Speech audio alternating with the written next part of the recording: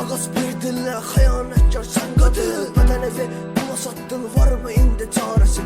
Sevgin mi yetmədi, pulun yetdiyi qədər. Sevgin məhv eylədi, xoşbəxt səmlidir qadın. Səninlə əylənirdi, bədən evə toxunaraq. Mənə isə bəs edərdi o gözlərinə baxmaq. Qaldır indi o gözləri, bax bu xoşuna gəlirdi.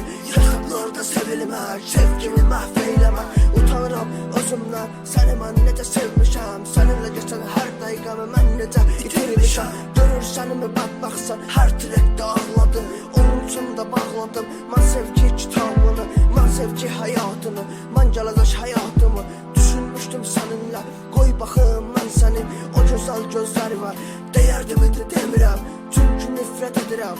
Nifrət edirəm o gözlərə, yalancı o sözlərə. İstəmirəm artıq get, həyatımdan çıx get. Gördünmü neylədin, həyatımı məhv eylədin. Bir kasıbın sevgisini pula satıb xərclədin. Neylədin, həyatda neylədin?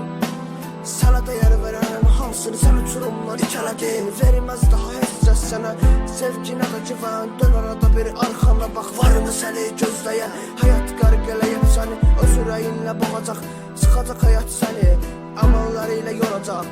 Uğurun yazdığı bu rap sənə baş qoyacaq.